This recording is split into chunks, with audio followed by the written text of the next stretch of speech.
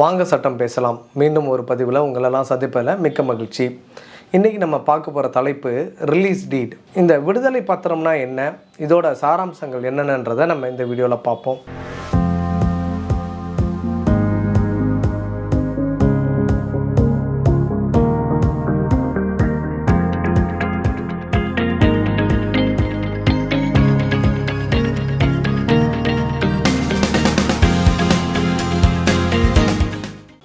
விடுதலை பத்திரம் அப்படின்றது ஒரு ஓனர்ஸுக்குள்ள, அதாவது ஃபார் எக்ஸாம்பிள் ஒரு ப்ராப்பர்ட்டியில் 4 பேருக்கு பங்கு இருக்குது, அண்ணன் தம்பி தங்கை அக்கா 4 பேருக்கு பங்கு இருக்குன்னா ஒருத்தர் இன்னொருத்தருக்கு விடுதலை பண்ணி கொடுக்கறது. அந்த ஓனர்ஸ் இல்லை ஜாயிண்ட் ஓனர்ஷிப் இருக்கணும். அந்த ஜாயிண்ட் ஓனர்ஷிப்பில் இருக்கும் பொழுது ஒருத்தர் அவரோட பங்கை இன்னொரு பங்காளிக்கு கொடுப்பது தான் இந்த விடுதலை பத்திரம்னு சொல்லுவோம். இந்த பங்காளின்னு சொல்லும் போது பார்ட்னர்ஸும் இதுக்குள்ள வருவாங்க. நார்மலாக பார்த்தீங்கன்னா இந்த செட்டில்மெண்ட் டீட்ல ஃபேமிலி பிளட் ரிலேட்டிவ்ஸ் மட்டும் வருவாங்க. இந்த ரிலீஸ் டீட்ல பார்த்தீங்கன்னா பார்ட்னர்ஸும் வருவாங்க. இந்த பார்ட்னர் ப்ராப்பர்ட்டி இல்லை ஆன்சிஸ்ட்ரல் ப்ராப்பர்ட்டி, இண்டிவிஜுவல் ப்ராப்பர்ட்டின்னு தனியாக ஒரு பதிவு நம்ம போட்டிருக்கோம். அதை கண்டிப்பாக பாருங்கள். இப்போ நம்ம இந்த ரிலீஸ் டீட்டை பற்றி பார்ப்போம். இந்த ஓனர்ஷிப்பில் இருக்கிற ப்ராப்பர்ட்டியை இன்னொருத்தருக்கு, ஒரு பங்காளிக்கு, ஒரு பங்குதாரருக்கு விட்டு கொடுப்பது இந்த விடுதலை ஆவணம் என்பது. இந்த விடுதலை ஆவணம்ன்றது பணம் வாங்கி கொண்டும் விடுதலை பண்ணலாம், பணம் பெற்றுக்கொள்ளாமலும். இது அவுட் ஆஃப் லவ் அண்ட் அஃபெக்ஷனில் தான் விடுதலை பண்ணி கொடுக்கணும்னு அவசியம் இல்லை. ஸோ இதே செட்டில்மெண்ட் டீட் நம்ம ஏற்கனவே ஒரு தலைப்பில் செட்டில்மெண்ட், தான செட்டில்மெண்ட்னு ஒன்று பார்த்துருப்போம். அதில் பேரே பார்த்தீங்கன்னா தான செட்டில்மெண்ட். அதாவது அவுட் ஆஃப் லவ் அண்ட் அஃபெக்ஷனில் ஒரு ப்ராப்பர்ட்டியை நான் இன்னொருத்தருக்கு கொடுக்குறேன். அதில் அவர் பங்கும் இருக்கலாம், இல்லை பங்கு இல்லாமல் என்டையர் 100% ப்ராப்பர்ட்டி ஒருத்தருக்கு செல்ஃப் ஏர்ன்டு ப்ராப்பர்ட்டியாக இருக்கிறத கூட இன்னொருத்தருக்கு கொடுக்கலாம். ஆனால் இங்கே ரிலீஸ் டீட் என்பது அந்த ஒரு ப்ராப்பர்ட்டியில் ஒரு பங்குதாரருக்கு தான் இன்னொருத்தர் அவரோட பங்கை விட்டு கொடுக்க முடியும். ஸோ செட்டில்மெண்ட் டீடுக்கும் ரிலீஸ் டீடுக்கும் உள்ள வித்தியாசமே இந்த மைனர் டிஃபரன்ஸ் மட்டும்தான். எந்த சொத்தில் பங்கே இல்லாமல் இருந்தாலும் ஆவணத்தை செட்டில் பண்ணுவது செட்டில்மெண்ட் டீடு. ஆனால் இங்கு ரிலீஸ் டீட்ல பாத்தீங்கன்னா பங்கு இருக்கக்கூடிய ஒரு சொத்தில் தனது பங்கு ஒரு பங்காளிக்கு விட்டு கொடுப்பது ரிலீஸ் டீடுன்னு சொல்லுவோம். இப்போ இந்த ரிலீஸ் டீடை ஒன்ஸ் ரிலீஸ் பண்ணிட்டோம்னா திருப்பியும் கேன்சல் பண்ண முடியாது. நம்ம செட்டில்மெண்ட் டீட்ல சொல்லியிருந்தோம் இல்லையா, அதே மாதிரி தான். அதுல கூட இந்த சீனியர் சிட்டிசன் ஆக்ட்ல போய் கேன்சல் பண்ண முடியும். ஆனா இங்க ரிலீஸ் டீட்ல அந்த மாதிரி பண்ண முடியாது. நீங்கள் பணத்தை பெற்றுக்கொண்டும் ரிலீஸ் டீட் கொடுக்கலாம், பணத்தை பெறாமலும் அன்பின் பாலும் அந்த out of love and affection settlement டீட்ல போடுற மாதிரியே இதுலயும் போட்டு நீங்க ரிலீஸ் டீட் பண்ணி கொடுக்கலாம். இந்த ரிலீஸ் டீட்லயும் பாத்தீங்கன்னா பிளட் ரிலேட்டிவ்ஸ், ஃபேமிலி மெம்பர்ஸ், நான் ஃபேமிலி மெம்பர்ஸ்னு 2 விதமாக ஸ்டாம்ப் டியூட்டி வசூல் செய்யப்படும். பிளட் ரிலேட்டிவ்ஸை பற்றி நம்ம ஏற்கனவே ஒரு பதிவு போட்டிருக்கோம், அதை பாருங்கள்.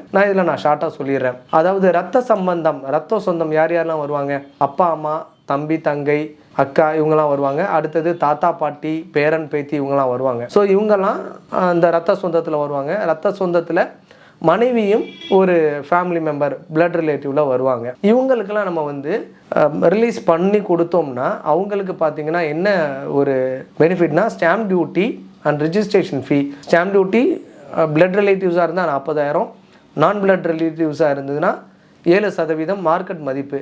அது எப்படி ஒரு பங்காளின்னு சொல்கிறீங்க, ஆனால் நான் பிளட் ரிலேட்டிவ்க்கு நீங்கள் கொடுக்க முடியும்னு ஒரு டவுட் வரலாம். ஃபார் எக்ஸாம்பிள், இப்போ ஒரு 2 நண்பர்கள் சேர்ந்து ஒரு ப்ராப்பர்ட்டியை வாங்குறாங்க. சில இடங்களில் 4 பேர் சேர்ந்து ஒரு ப்ராப்பர்ட்டி வாங்குவாங்க. அந்த மாதிரி சூழ்நிலையில் நண்பர்களாக வாங்குறாங்க, இல்லை வேறு ரிலேட்டிவ்ஸ், தூரத்து உறவினர்கள்லாம் ப்ராப்பர்ட்டி வாங்குறாங்க. அப்படின்ற பட்சத்தில் நாளைக்கு அவங்க ஒருத்தங்களுக்கு இன்னொருத்தங்க விட்டு கொடுக்குறாங்க, விடுதலை பத்திரம் எழுதி கொடுக்குறாங்கன்னா அப்பொழுது இந்த 7% மார்க்கெட் மதிப்பு ஸ்டாம்ப் டியூட்டியா வசூல் செய்யப்படும். பிளட் ரிலேட்டிவ்க்கு ரெஜிஸ்ட்ரேஷன் ஃபீ பார்த்தீங்கன்னா 10,000 ரூபாய் கட்டணும். இதே நான் பிளட் ரிலேட்டிவ்க்கு பார்த்தீங்கன்னா மார்க்கெட் வேல்யூவில் உங்களுக்கு 1% கட்டணும். இந்த செட்டில்மெண்ட் டீடுக்கும் இந்த ரிலீஸ் டீடுக்கும் நான் ஃபேமிலி மெம்பருக்கு என்ன டிஃபரன்ஸ்னா ஒரே 1%. 7% ஸ்டாம்ப் டியூட்டி 2 பேருக்கும், அதாவது 2 ஆவணம், செட்டில்மெண்ட் ஆவணம், ரிலீஸ் ஆவணம் 2லையுமே ஒரே ஸ்டாம்ப் டியூட்டி. ஆனால் இந்த ரிலீஸ் டீடுக்கும் செட்டில்மெண்ட் டீடுக்கும் ரெஜிஸ்ட்ரேஷன் ஃபீ இருக்கு பாருங்க. இதே செட்டில்மெண்ட் டீடுக்கு 2%, ரிலீஸ் டீடுக்கு 1%. இது மட்டும் தான் டிஃபரன்ஸ். ஸோ இந்த 1% மட்டும் தான் மார்க்கெட் வேல்யூவில் உங்களுக்கு ரெஜிஸ்ட்ரேஷன் ஃபீல டிஃபரன்ஸ் வரும். ரிலீஸ் டீட்ல நீங்க ஒரு ப்ராப்பர்ட்டியை ரிலீஸ் பண்ணீங்கன்னா அது இமீடியட் எஃபெக்டாக தான் அவங்களுக்கு போய் சேரும். அதாவது நம்ம செட்டில்மெண்ட் டீட் பற்றி நம்ம பார்த்துருப்போம், அந்த பதிவை போய் பாருங்க. செட்டில்மெண்ட் டீட்ல கண்டிஷனல் செட்டில்மெண்ட் டீடுன்னு போட்டிருப்போம், ஆஃப்டர் லைஃப் டைம்னு போட்டிருப்போம். பட் ரிலீஸ் டீடில் நீங்கள் இமீடியட்டாக தான் ரிலீஸ் பண்ணி கொடுக்கணும். ஸோ ரிலீஸ் டீட் எழுதி வைக்கிறவங்க ஒரு தடவைக்கு பல தடவை யோசித்து அந்த ரிலீஸ் டீடை எழுதி வைங்க. ஏன்னா சட்டப்படி அதை வந்து கேன்சல் பண்ணுறது ரொம்ப கஷ்டம். நீதிமன்றம் போய் நீங்கள் வந்து கேன்சல் பண்ண முடியும். பட் அது வந்து ரேரஸ்ட் ஆஃப் த ரேர் கேஸில் மட்டும்தான் இந்த ரிலீஸ் டீட், இந்த விடுதலை பத்திரத்தை கேன்சல் பண்ண முடியும். நன்றி, வணக்கம்.